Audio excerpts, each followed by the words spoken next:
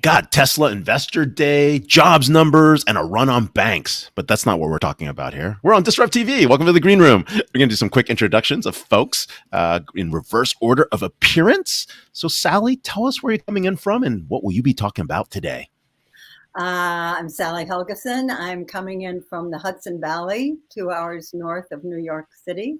And today I'm going to be talking a bit about, I'm drawing from my latest book, Rising Together. So I'll be talking a little bit about why unconscious bias is often a bad approach to diversity issues and what really works. All right. Excellent. Christine, where are you coming in from? What are we talking about today? Hi, coming from rainy Los Altos in California. I am the co-founder and CEO at Sounding Board, and we focus on leader development. And given everything we've been reading about in the news today, we're going to be talking a little bit about why leader development and leadership is more critical than ever before. Oh, definitely a hot topic. And Rujul, where are we coming in from today? Rujul? I'm also from a rainy location not too far away in San Francisco, but it's nice to be here. I'm co-founder and CEO of Zip. Zip provides one place for any employee to request a purchase, and then we route that across all the approvals you need, across finance and legal and IT and security, and connect into the financial system. So I'll be sharing more about financial and procurement software and controlling spend, especially with where the economy is today. Very, very cool. Well, I'm here live from South by Southwest. Vala is in Boston and Elle is in Denver, we think, and we are about to start the show. Over to you, Elle. All right. 3, 2, 1.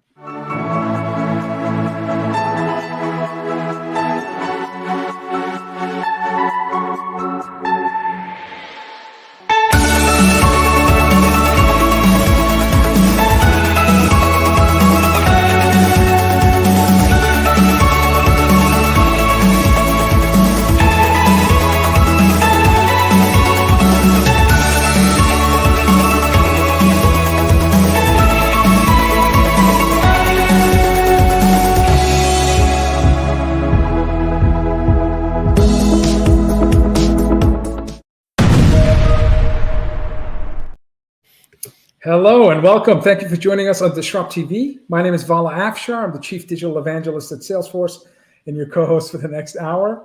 We welcome you to follow us on Twitter at DisrupTV Show. Send Ray, myself, our distinguished guest, your questions live using hashtag DisrupTV. It's my pleasure to introduce my co-host, Ray Wang. He's the CEO and founder of Constellation Research. He's the best-selling author of Everybody Wants to Rule the World. Every day I see him on business and television news. I see him on Fox Business, Yahoo Finance, Bloomberg, CNBC. In my opinion, he's one of the top futurists to follow on Twitter at RWANG0. Welcome, Ray Wang, to DisrupTV. Hey, thanks a lot. I'm here with my awesome co-host, Vala Afshar, the Chief Digital Evangelist for Salesforce, but he's also the author of The Pursuit of Social Business Excellence. I keep that at home with me all the time. And executives around the world pay attention to every one of his inspirational, insightful tweets. When he's not hosting, keynoting, or leading events at Salesforce, you can find him speaking on business TV outlets such as Bloomberg and posting insightful analyses on ZDNet. But the more important thing, Vala is everywhere. He's an inspiration around the world. And one day we're waiting for maybe he'll be writing a book. So anyways, hey, who do we have here today to kick off the show? The rumor is you read about 10% of my book. Okay, it's our honor to have Rujul Zaparde, the co-founder and CEO of Zip, on our show. Zip is the world's leading intake-to-procure solution to bring a consumer-grade user experience to B2B purchasing. Every company can use that. As a serial entrepreneur and a former visiting partner at acclaimed startup accelerator Y Combinator, Rujul is deeply committed to using technology to solve complex business problems. Prior to Zip, Rujul co-founded Flightcar, where he served as CEO through the company's acquisition by Mercedes-Benz. Listen to this, Ray, because I know what you and I were doing at age 19. At age 19, he raised $20 million for a startup Flightcar, making him the youngest to ever raise that much venture capital, this according to Forbes. I would be thinking of buying a Corvette as my first if I raised 20 at 19. You can follow him at RUJULZ. Welcome, Rujul, to DisrupTV. That's quite an accomplishment. That's awesome. Yeah, thanks so So much cool. for having me. I wouldn't quite say that, but no, I'm super happy to be here. Thanks. You would love this. We're sitting in Davos, right? And this guy's following us around it. And this guy named Andy, right? And apparently his email is like Andy911@gmail or something like that, right? We know what it is, right? And we're like, okay. And he comes up to us like, oh, I'm the one that did the electric Porsche launch. And then we go down even deeper. He goes, I'm the one that put the Burmester like speakers in the Mercedes and in the Ferraris and in the Porsches. And we're like, what? So yeah, you never know who you bump into, and we are bumping live to you. And I really want to spend some time talking about Zip because this is very interesting. Talk about what is it like? What in your background said I want to go do this because there's a big problem to go out and solve. So yeah, so I used to, I was obviously a founder before as well, and I worked in product. As a product manager, working on search products, primarily at Airbnb, and I realized that like as a regular, I think of myself as a regular employee, right?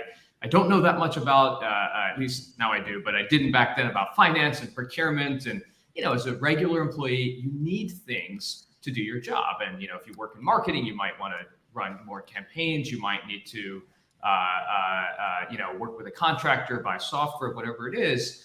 And the challenge is it's been so confusing to figure out, hey, if I need to buy something, I need to work with a vendor to do my job. Where do I go? What's the one place I'm supposed to go to? And then what's the process? What does it look like across budget review and legal and data security and IT? And these become such fragmented processes that, you sort of, I remember feeling so confused as just a regular end user and an employee that my co-founder Lou and I really sort of decided, we should do something about it and start Zip to provide the one front door experience. So anyone that needs to work with a new vendor, that needs to make a purchase, you shouldn't have to think twice. You go to Zip, you kick your request off. And then it becomes very clear where it sits across all the different teams, should they approve or not approve, but at least you know where you stand.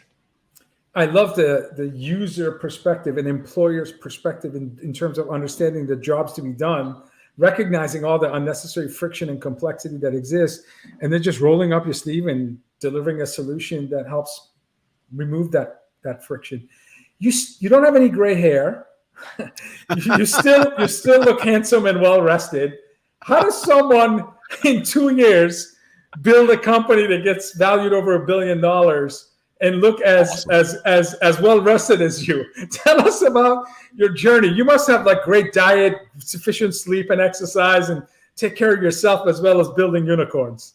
Well, I didn't sleep that much last night, so I'll take the credit. I'll be lucky to have gray hair as long as I've got it. I'll take the gray. But no, I think it's really been, the company has certainly grown quickly in the last 2.5 years since we started. We've grown to 250-ish people at Zip, and I think it's really because it's the problem we're solving for is just so ubiquitous. I think. You mentioned it earlier, every company out there in the world that's, past a certain level of scale, maybe 100, 150 employees, up to hundreds of thousands of employees, every company in between, regardless of the vertical or the industry or the space that you're in, there's more and more purchasing that's occurring today, right? With more software, more services, and in a more distributed way than ever before.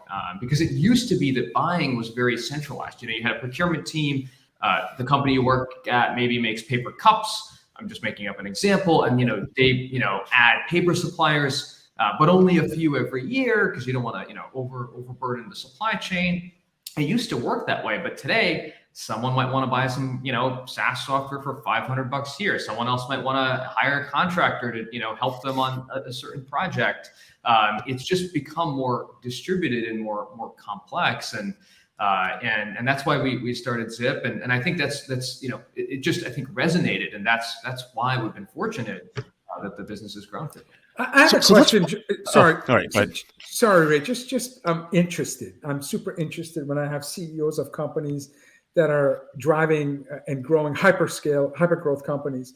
Surely, when it was 5 people, you were involved with recruiting the very best talent. When it was 10 people, 50 people, maybe 60, maybe. Now you're north of 250. Are you still involved in recruiting the very best talent? And if you're not, at what point do you delegate to your staff because the company is just getting too large for you to be involved in everyday tactical, work?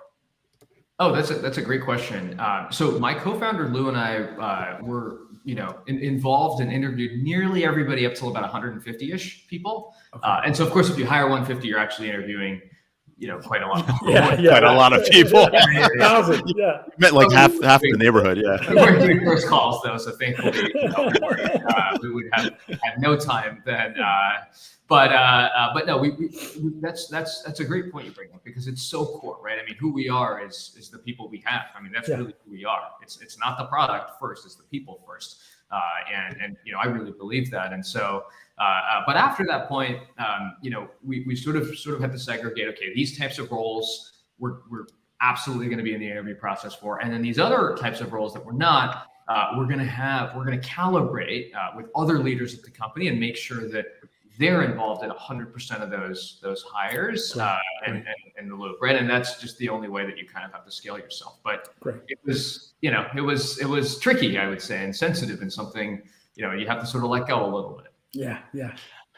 No, it's pretty wild. But hey, I want to talk about the category you're in. And, I remember you guys with that other name. I started with a Q, but whatever that was. But but the point being is, like, what this whole category of buy now, pay later, BNPL, like, why is it so popular? Like, what does it replace, and what efficiencies does it bring that, another category doesn't bring? Yeah, so we actually don't do. I mean, there's a lot of buy now, pay later companies, and I can speak to that. We actually don't touch buy now, pay later on purpose, but there's a lot of companies that'll do. I think especially with access to capital and access to credit. I mean, you split payments too, right? Though, but you do the split payments piece, right? We actually. So I think I know where the confusion is, but there's actually two Zips out there. Is a buy now, pay later company, that's Zip.co, and then we're ziphq.com. That's right. That's what it was. Okay, got it. Procurement software. Yeah, it's all good. I wish we had zip.com, but no one sitting on that. No. So you're doing that. Yep. So you're doing the procurement side, rogue spend, all that kind of stuff, right? Shorter cycle times and that kind of stuff. Exactly. Got it. Yeah. Yep. So taking on the. Sorry. So listen, all companies of all sizes are in have spend visibility as a priority. All sizes, all companies, even software companies that have been growing faster than any other company in the world. Especially, and I have some experience with that.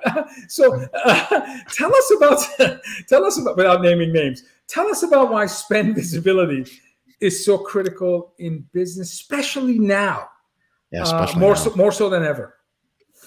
Yeah, it's so, I think what ends up, so if you don't have, like, let's say you don't have visibility into spend, any number of not so good things can happen, right? The worst type of thing that can happen is someone sends an invoice to accounts payable at yourcompany.com. And they're like, this is the invoice. And you then figure out, wait, who bought this thing? Oh, we already got it. So now it doesn't matter whether it should have been bought or not. It's been bought, the service or the product has been rendered, and you have to pay, right? That's kind of like the worst kind. The second worst kind is, okay, right at the tail end, like, all right, we've been working on this for 3 months. This is the contract. How do I get it signed? Well, you could kill it maybe, but now you have a really, that's a terrible experience for employees. It's also incredibly inefficient. And the challenge is that usually these processes, like the way you actually request to buy something through a procurement process, can be so convoluted that people just kind of like procrastinate it, put it off. And that's actually why visibility gets harder. And so adoption and making it easy for an employee to raise their hand. And to be clear, I want to be clear, that does not mean you make it easy to buy. You just make it easy to say you're doing the thing you were going to do anyways. So at least the right people have visibility early enough before the person has already like negotiated with the vendor, and now you can't really negotiate at the end, even if they may not be experienced in negotiations, for example, or they're emotionally tied to buying this thing. You can redirect it and say, oh, actually, we already work with this other vendor. Why don't we just use them? Or maybe actually this is a great idea, but maybe we should negotiate it further, or I need a better business justification. And so if you make it easy to adopt, you get the visibility earlier, and you can then better manage budgets, better control spend, versus getting hit with invoices potentially 90 days out. It's very hard to run a business that way. It's such a critical function. Such a critical function. Yeah, go ahead. No, Ray. it is. And the last real vendors in this space were built in probably 20 years ago, and mostly on premises, barely in the cloud, right? I mean, you're coming at this from a very, very different perspective. So let's talk about startups in the Valley at the moment. What is it like, right? Is it still hard to attract talent? Has it been easy to get into deals? Do you feel like deal flows are easier than before, or they're more decision makers and influencers? How's it looking like so far? No, great question. I'll start with the second piece. On sort of deals.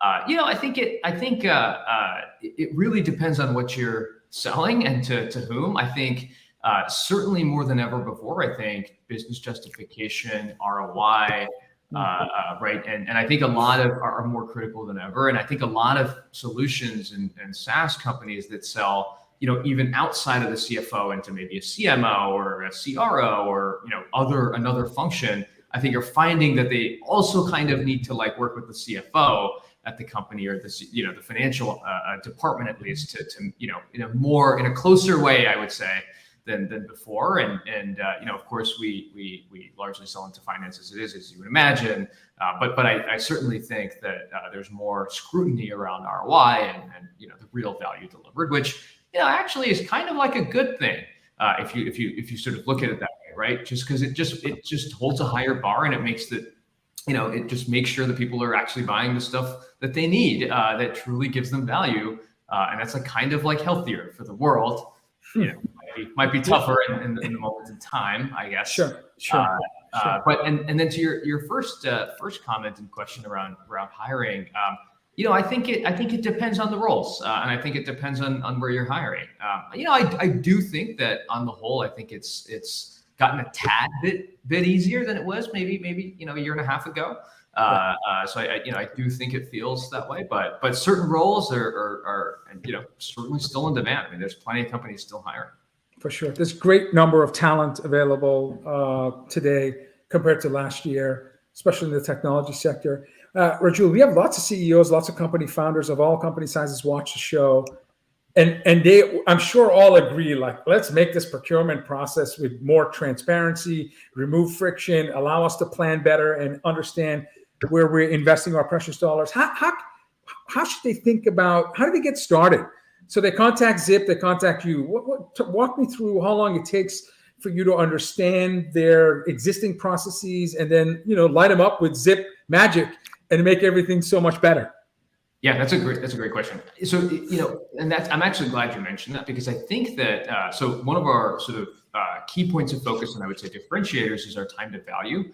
Love so that. I think about 8 weeks from start. Less than a quarter, less than one business quarter. Less than a quarter. I think a lot of wow. software in the space can take many months, and actually it's almost that's too long for you to be able to actually control spend. And so I think especially in the environment that we're in, you implement Zip, it takes about 8 weeks. The reason, by the way, for that is it turns out that if you're a company that needs to, every company buys software, services, hires contract workers, so forth, and they kind of vet them in roughly the same way, right? This isn't actually a process that needs to be created from first principles by every single company. That actually doesn't make any sense. And so, as you might imagine, we have over hundreds of customers built best practice templates for these types of workflows and these types of requests. And so that really helps us. We'll understand the need. Of course, you can change things, and we'll change them for you as you need, and you can do it yourself. It's no code, but you can kind of get going with a template and immediately get visibility into spend. I mean, I feel as a CEO myself, if I did not have, of course we use Zip at Zip, as you would expect, but if I did not have that visibility, I would, maybe that's why I look well rested. Listen, anybody who can deliver the lowest time to value sleeps better at night. So you've revealed your secret to us. By the way, congratulations. It's a complex amount of workflow, different personas, governance, and approval processes to be able to come in there and modernize the B2B procurement framework in less than a quarter. You're going to have 1,000+ people working for you in short time. That's awesome. Well done. Well done. So, hey, this is amazing. No, we're here with Rujul Zaparde, CEO of fintech unicorn Zip, the intake to procure solution, not the other one that I was talking about earlier. You can follow him on Twitter at RUJULZ. Sorry about that. And hey, thank you for being on the show, and thank you. And we should spend some more time with you because we are definitely looking at the new procurement space landscape. So thanks a lot. I'd love to. Thanks for having me. Thank you, Raju. Great. 19 years old, raises $20 million. 19 years old, I think I was mowing lawns and neighbors getting like $20. I think the local mob in my neighborhood was telling me to stop mowing lawns in my neighborhood, but I don't remember what's going on. So. That's awesome. Well, as you know, what were you doing that? For money to make sure I could, pay my rent at my dorms. That's awesome. Yeah, same. Okay. You're well, awesome. speaking of amazing CEOs, because that's who we bring on the show, Christine Tao is co-founder CEO of Sounding Board, Silicon Valley startup redefining how organizations are developing their leaders. What better time than now in terms of developing leaders? Christine's extraordinary rapid career growth to executive management in media, mobile, and tech sectors of Silicon Valley became her inspiration for founding Sounding Board. As she began to manage larger teams and be responsible for growth and revenues, it became clear that Christine needed a sounding board to coach her on the development of her leadership skills. And that's where Sounding Board's co-founder, Lori Mason, came on the scene. As she's an executive coach focused on leadership development, Lori coached Christine on real-world leadership skills that had a direct impact on business outcomes. And of course, based on her positive and impactful experience with leadership development, Christine was driven to make leadership development coaching accessible to all. Christine advises several startups in the budding angel is a budding angel investor and is also a Tory Burch Foundation fellow, a foundation dedicated to investing in the success and sustainability of women entrepreneurs. You can follow Christine at Christine Tao, ChristineTao. Welcome, Christine, to DisrupTV. Thank you so much for having me. It's great to see you both again. Thank you. We're happy to have you here. We really want to spend some time talking about how coaching is different from other leadership development tools. So let's start there because I think that's a fascinating area, and I think a lot of us, are realizing that we need a friend. We need someone to help us guide us along the way. Yeah, Lori, my co-founder, often describes it as having a thought partner, and I think all of us these days, especially given what's happening in the market, can certainly see how that would be incredibly helpful. And I think, a way to think about coaching and what we do at Sounding Board is it's a personalized development. And most of us, I'm sure, Ray, Vala, we've gone through maybe more traditional leadership development. It might have been a course or a curriculum, probably a few books that you've read as you were trying to build your own leadership capabilities, right? I certainly know I did a lot of Googling in my early years as a manager to figure out how to have hard conversations, be able to manage my time. The big difference is with the coach, it's a live person. My coach, Lori, was incredibly skilled. She was one of the first of 300 certified in the profession. And now what I can really have is a thought partner and somebody that's very agnostic and no skin in the game with what's happening in my organization, but can really help me get to the right answers and also uncover some of those mindsets that are often very personal to you that might be influencing your own behavior. So certainly we're seeing that leaders and managers at every level are facing uncertainty, volatility, and rapid change in our organizations. And so being able to have somebody that you can work through those challenges in real time is incredibly powerful. I look back at my career. Yeah, it started with reading a lot of books. Harvard Business Review articles, Fast Company articles, Inc. articles. I had a group of authors that would publish regularly in Inc. that spoke to business leadership. I remember a senior executive early in my career sending me to a retreat that was like in the mountains of Maine, secluded from everything, and it was. I found out later to soften me a little bit. I had just left grad school, and I was immediately promoted and had the awesome responsibility of managing people, but I wasn't ready. I wasn't an easy manager to work for. So this whole leadership retreat was. I can't imagine that, dude. Oh, listen, 20-year-old, just gun ho, just trying to, get things done. So a lot of people invested in trying to help me become a better person. I imagine there's extensive amount of time involved in terms of coaching and impacting and making people better leaders. Can you walk us through the journey of, an executive asks you to become a thought partner, and how long it takes before you can see the fruits of your labor? Well, I know certainly in this day and age, everybody wants results now, right? And I think that is part of the beauty of it.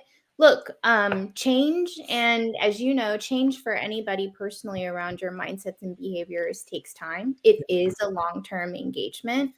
I think where we often see people be able to make very fast progress is how personalized the experience is. Because if I have an immediate challenge in front of me, I have a hard conversation I have to have with a employee around performance.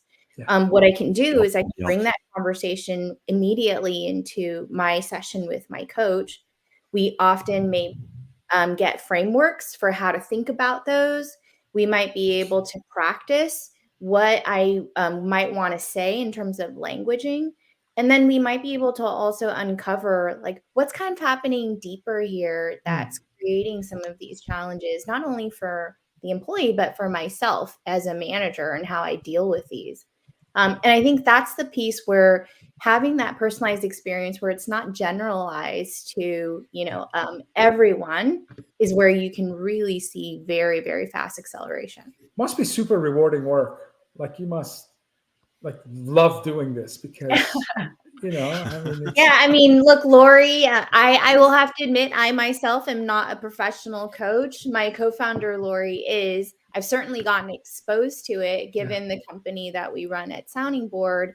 And, I think that's probably the most fulfilling thing is that we get these feedback from the organizations that we work with and the leaders that we work with about really profound transformations. Wow. And, whether that's completely new thinking about how they are approaching their work or leading their teams or organizations, or sometimes it's just a small aha or insight, but it's incredibly powerful for someone to see that happen in real time. And effectively, when you see results, what happens? You reinforce your commitment to that, right? No, totally.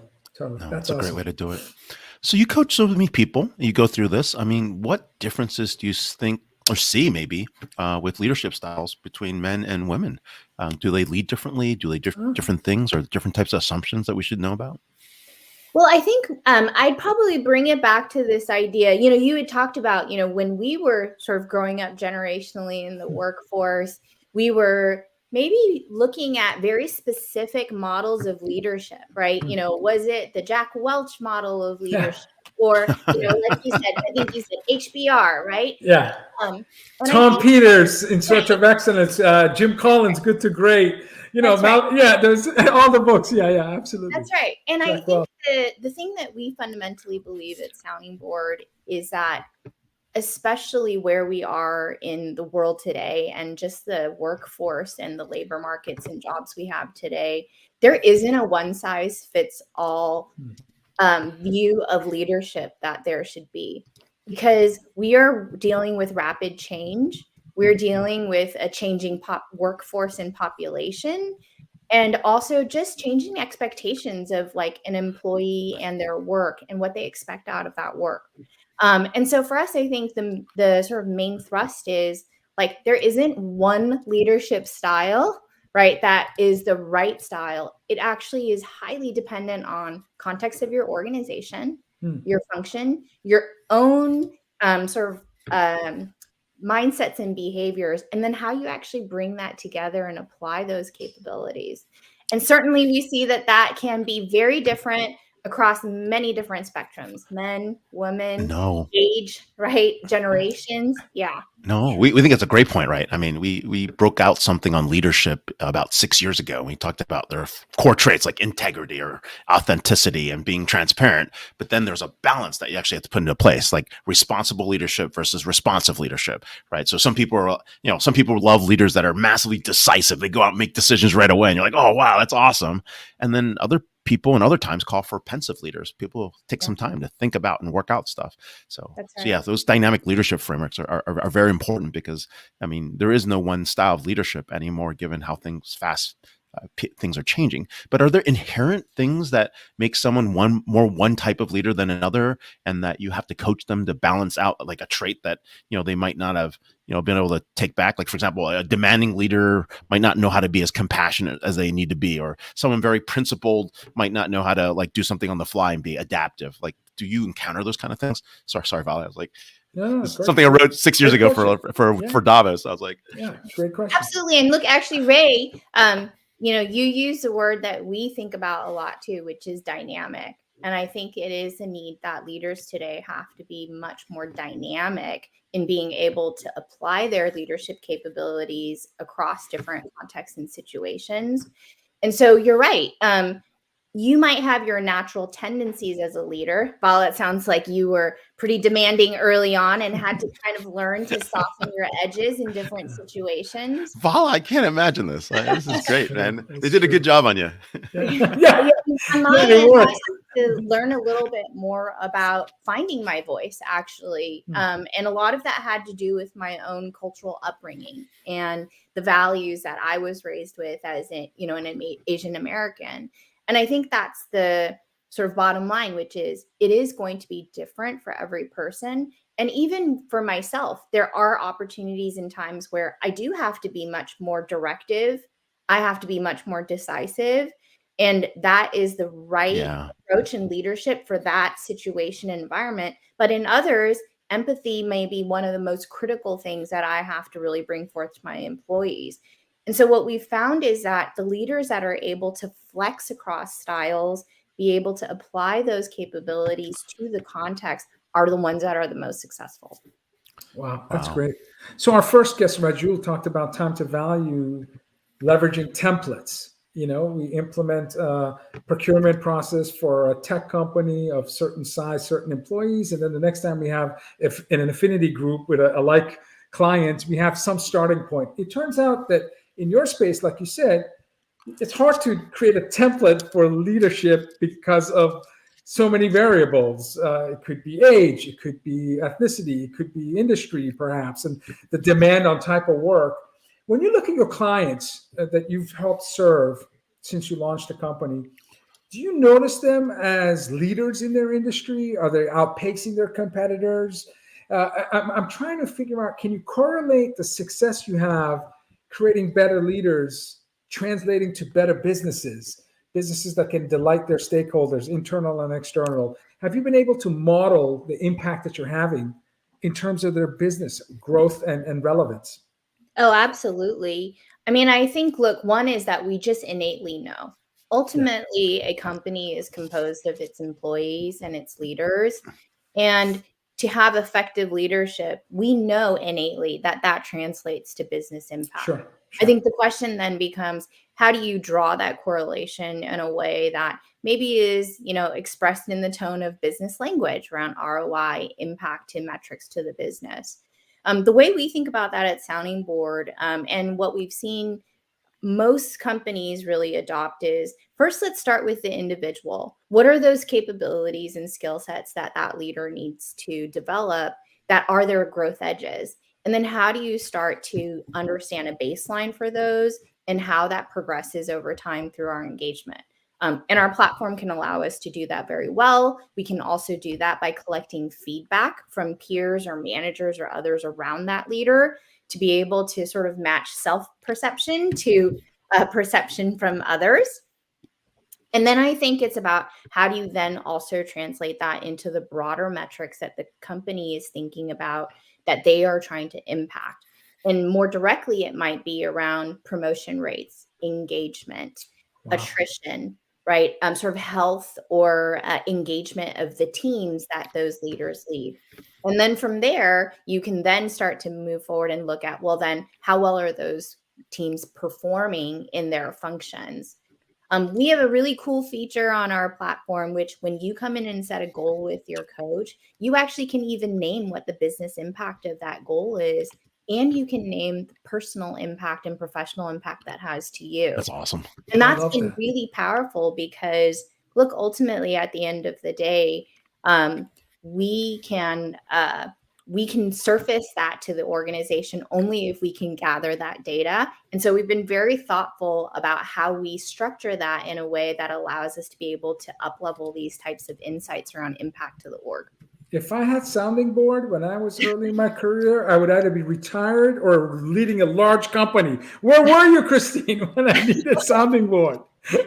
That's awesome. That's really cool. Add this equity option. You have this very interesting equity option too. Right? There's even an equity option. Think about this for coaches. Right? And one more thing. I'm so glad you're talking about that because I think, you both work in technology, and we've seen over the last decade the proliferation of incredible companies, unicorns, right, that have been built through accessing external labor forces. For us, our coaches are not employees of Sounding Board, but in every way, we want to align the fact that they are a huge driver of our success because of their interactions and their engagement in the development they're providing our customers and the leaders we work with. And so we're actually the only company in the space that has offered equity to our coaches. And that's really to align incentives, right? Just like you offer equity to your employees because that helps them connect to the organization and this idea of we win together. We think it's incredibly important that we also walk that talk because we're known to be a very high quality premium coaching network.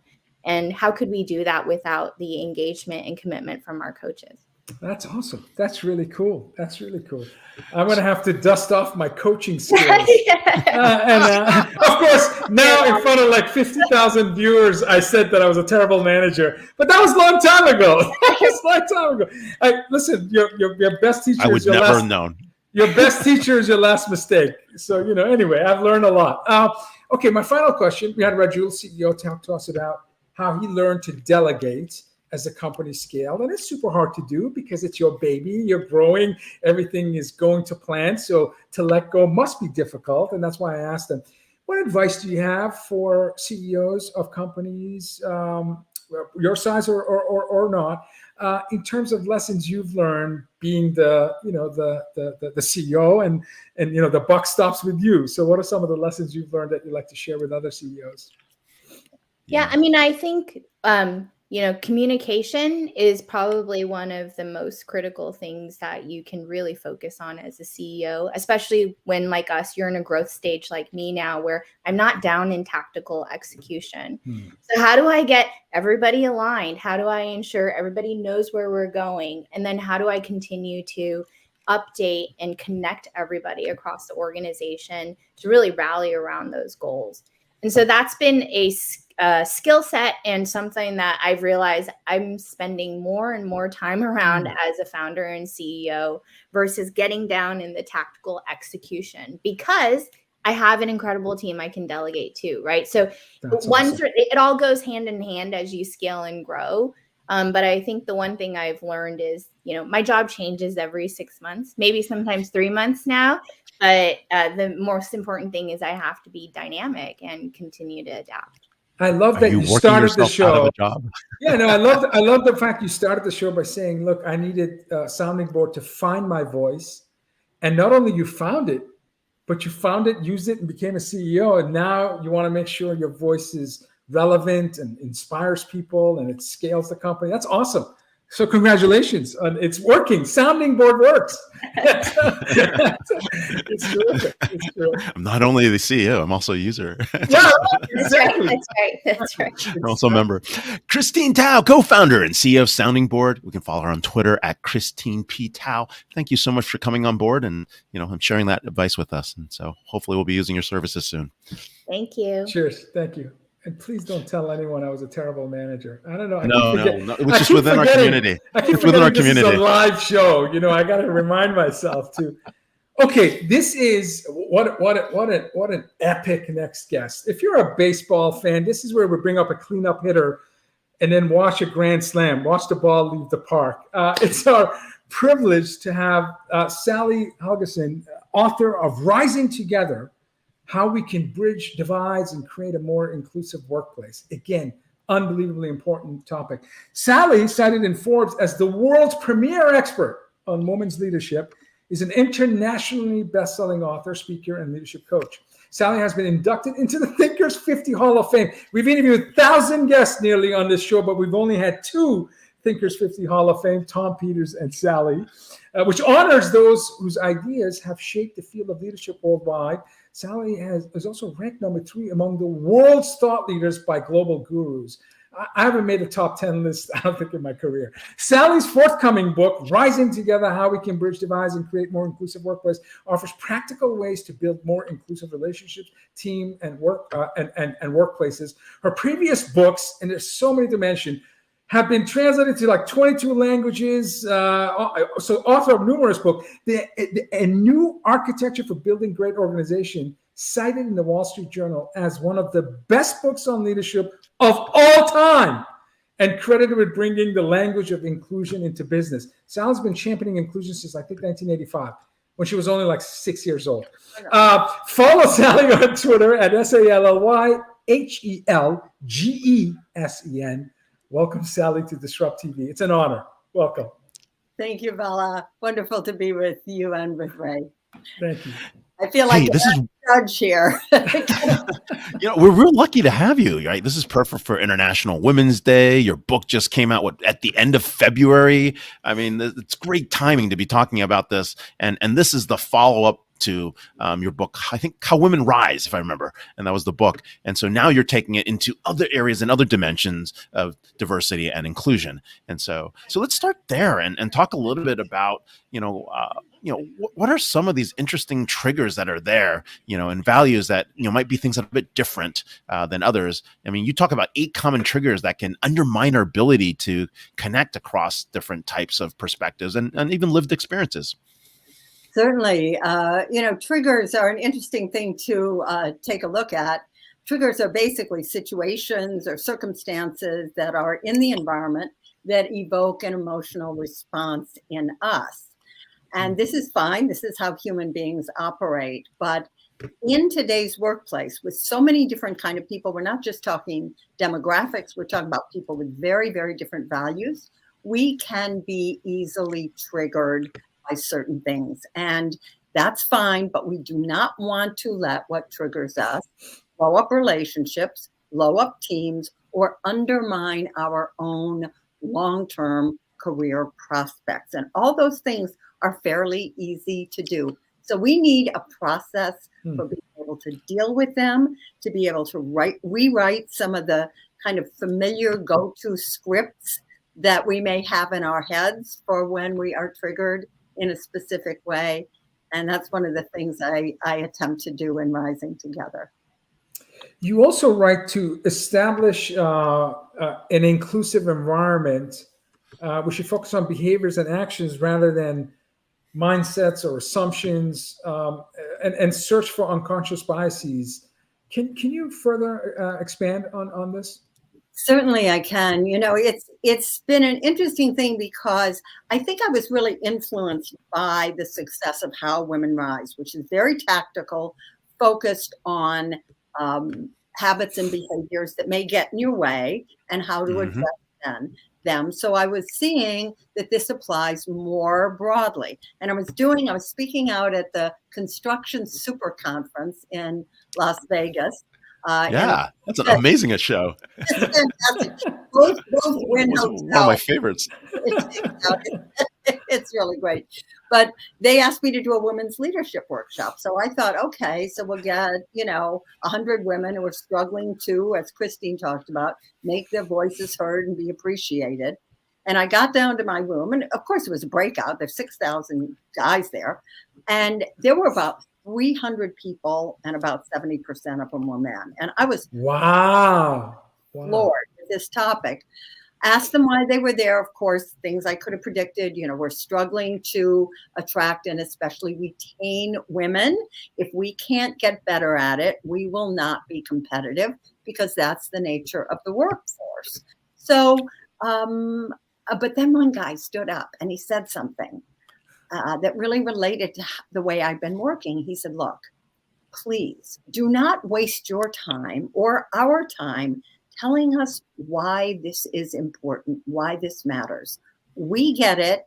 We understand.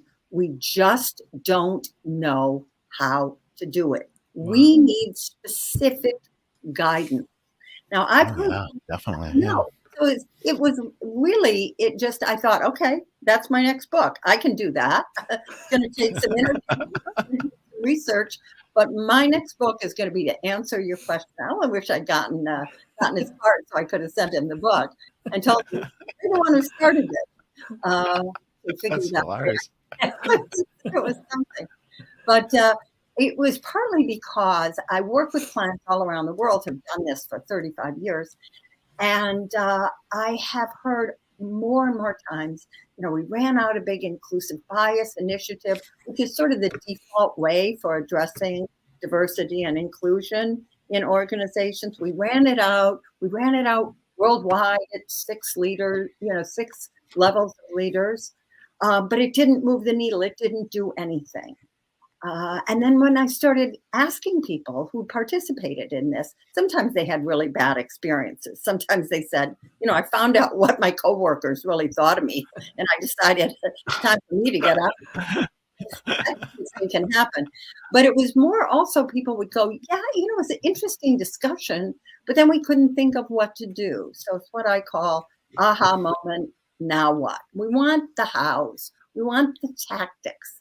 And people are impacted by us based upon our behavior, based upon our actions, and based upon our words, not by the thoughts that run through our heads. So it's starting with biases, which are assumptions, which are our ways of thinking, is not a very effective way to go.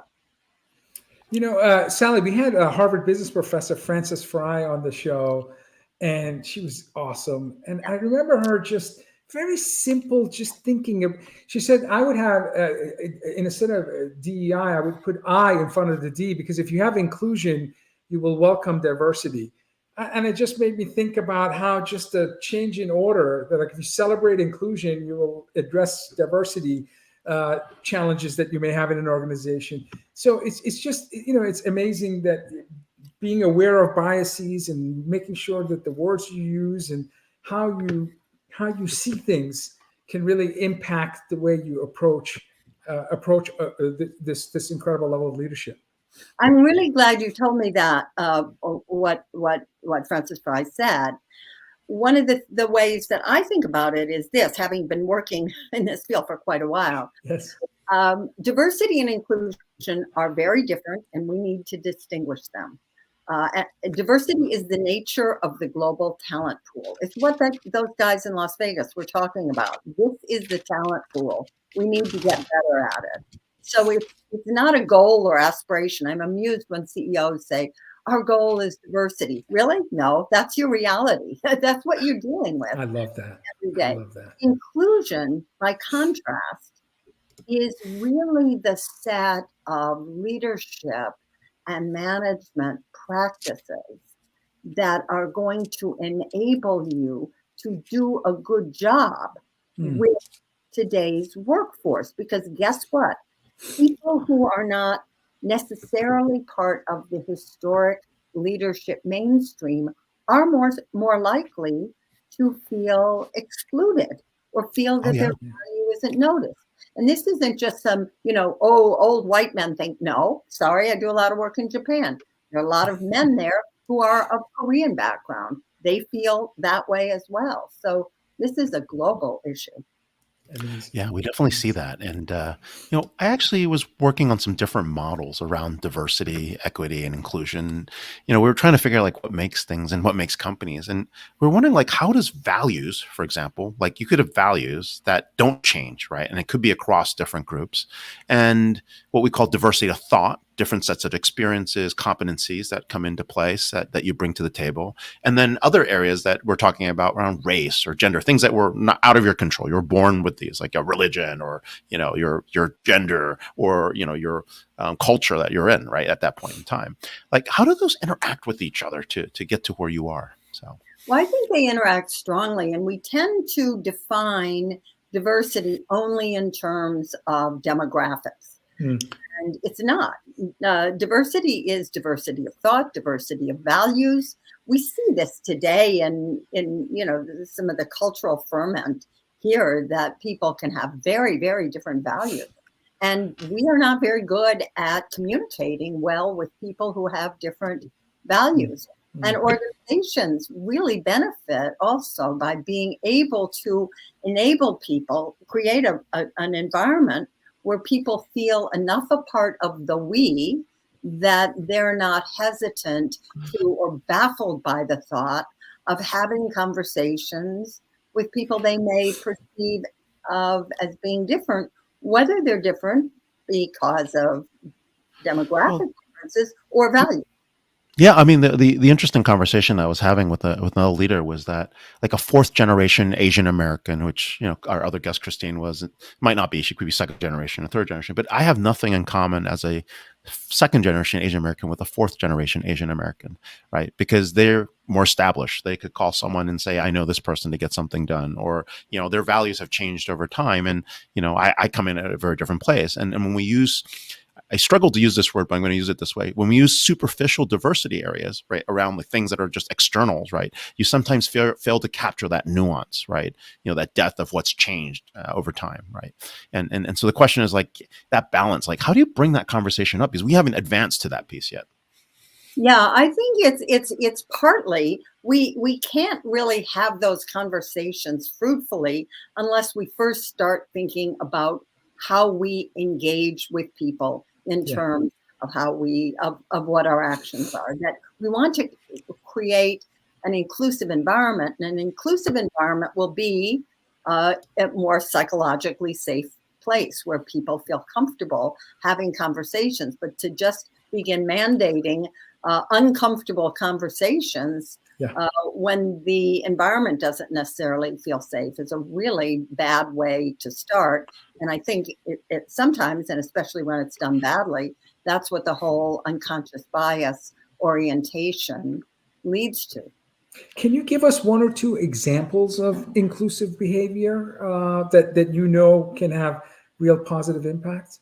Yeah, there's so many, and the last part of the book is just basically it lays It's a great list. It's a great list of this. Thank you. One of my favorites on there really has to do with nominating. And this is particularly true for people who are in an earlier stage in their career.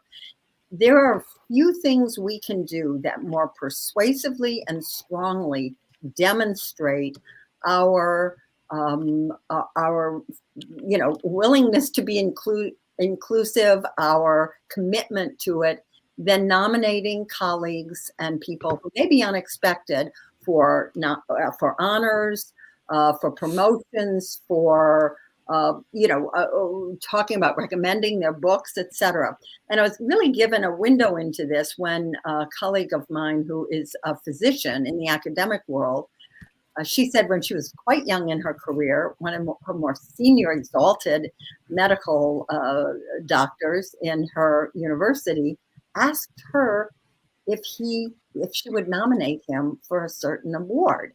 Wow. And first of all, she was stunned. She said, I had no idea that's how it worked, that people would actually ask to be nominated. I thought it just happened. And and a lot of people think that.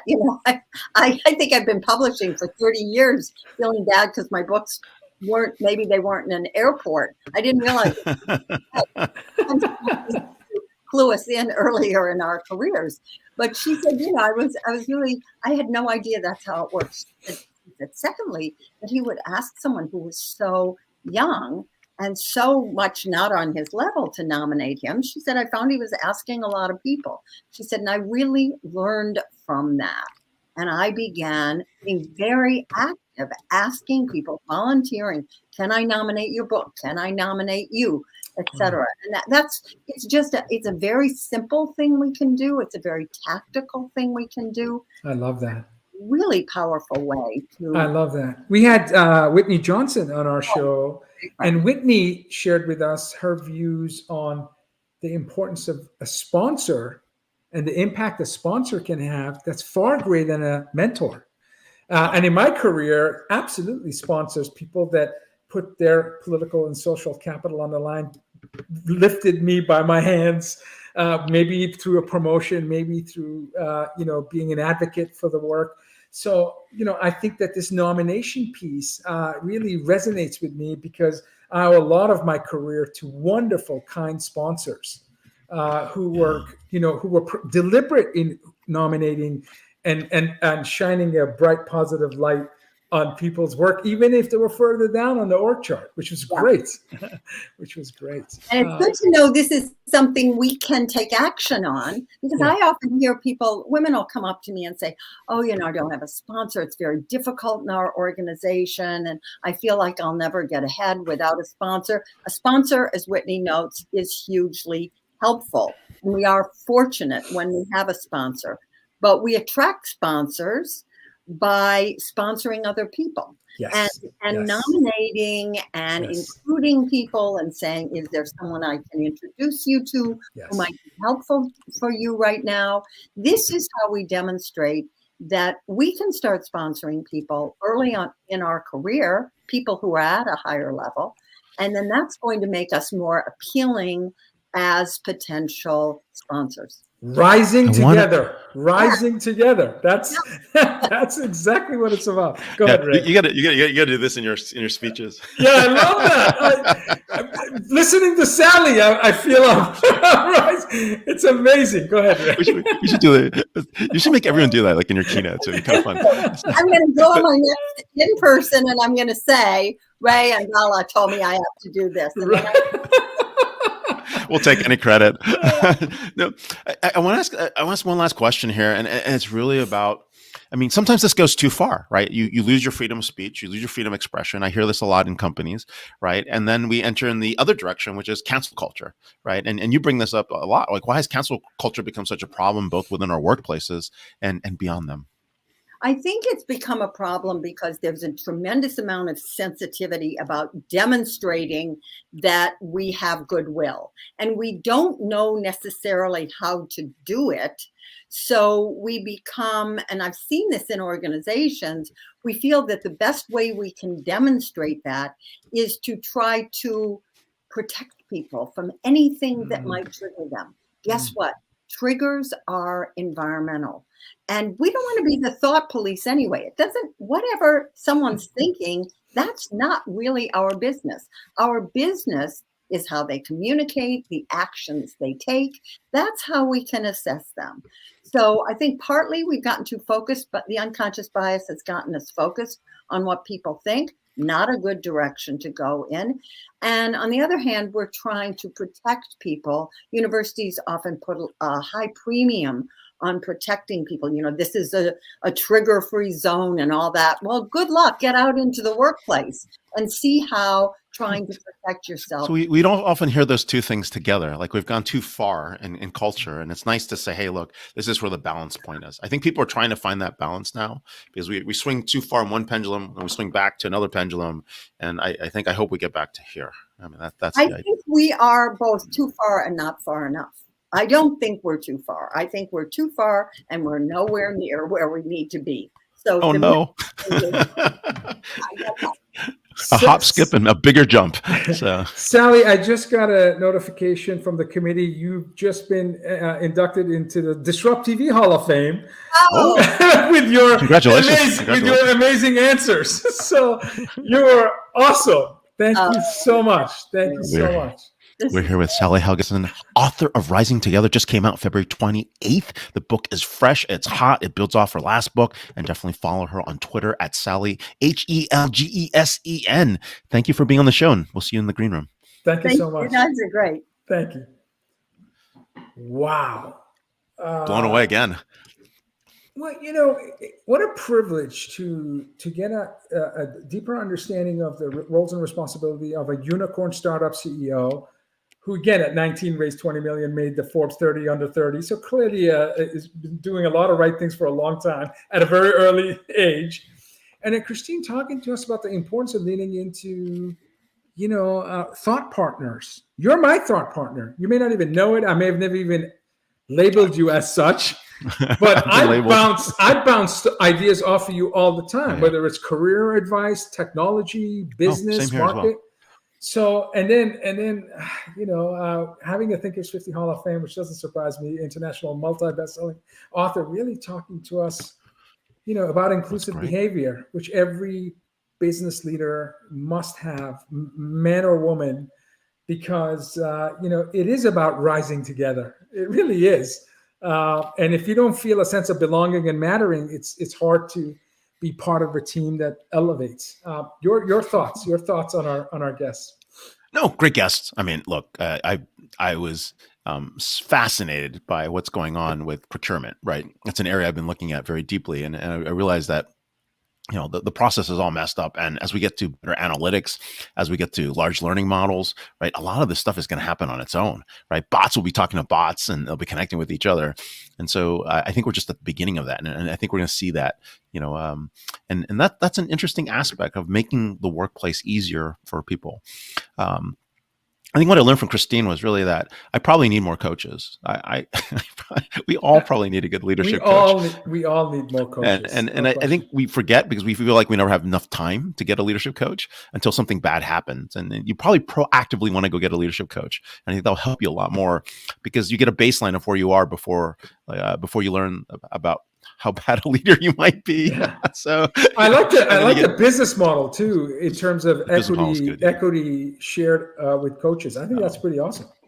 And what Sally was sharing with it was nice because like when I listen to all sides of conversation across the political spectrum, there is a big backlash on DEI. A massive backlash, and it's mostly because it's been implemented poorly, right? It's not balanced, and it often takes one group and overemphasizes one group over another. And I'll give you a classic example. I mean, this is awesome, and this was one of my mentors, a guy named Robert Johnson. We went to he was one of the founding members for the 100 Black Men of Detroit. And if you're in a large major city as an Asian, like it's either black or white, right? The Asian thing is like X%. So he takes me to this meeting for the 100 Black Men of Detroit. It's in the Renaissance Center. It's amazing. And we go in there and everyone's looking at me like, what are you doing here? Like, what are you doing here? Right. And he notices this, right? So he starts off at the beginning of the conversation and I believe he goes, so I brought my friend over here. And it's very interesting. I don't think I've ever seen this level of hostility, no one being welcoming, lack of inclusiveness, lack of conversation for my friend here. Didn't we work really hard to break all that? And it was the most amazing conversation I ever had. He's like, guys, you missed this, right? You can't do this. You've succeeded. You've got to go back and do it. And that's never left me, right? Because like when you succeed, you also have to bring other people back. You have to bring back the balance. And it was a very, very interesting part of leadership. And so I was like, wow, that's pretty wild. Wow. So I think all these things are here. I think there's a lot of leadership lessons. I can't relate to any of that. Wherever I go, I'm very deeply welcomed.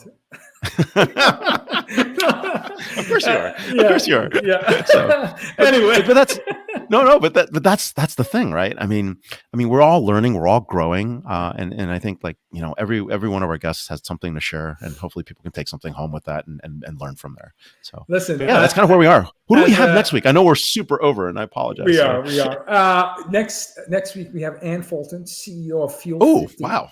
Okay. We have Melissa Swift, author of Work Here Now.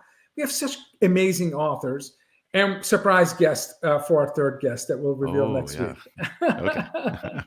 If it's Friday, it's DisrupTV. Thank you for watching us, and we'll see you next Friday. Bye, everyone. Yes, see you in the green room.